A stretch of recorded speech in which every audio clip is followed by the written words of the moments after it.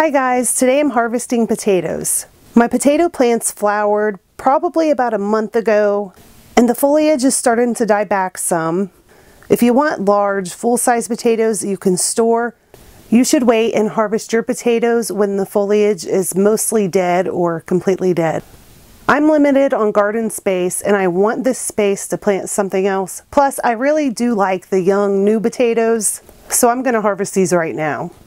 First, I'm going to get rid of the straw to make it a little bit easier to harvest the potatoes.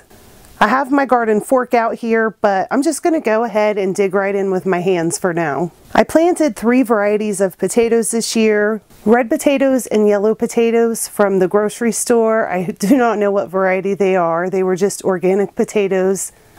And the third variety I planted was Blue Adirondack. I only planted a few of those. I just bought a really small bag of seed potatoes at Walmart. And as I'm harvesting these potatoes, it is 90 degrees outside and very, very humid at high noon. So I didn't film the entire harvest. I got really hot and really worn out.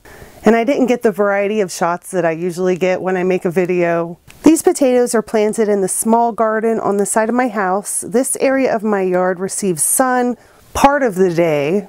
There's a lot of tree roots in this garden. Considering all of those things, I don't think this harvest is too awful bad. And even though a lot of people probably wouldn't be thrilled with this little harvest, I'm very happy with it. And it's definitely better than no potatoes at all. I brought the potatoes inside and cleaned them up. I'm really excited to try the purple potatoes. It won't take very long for my family to eat all of these. And that's it for this video. Thank you for watching, and I'll talk to you next time. Bye.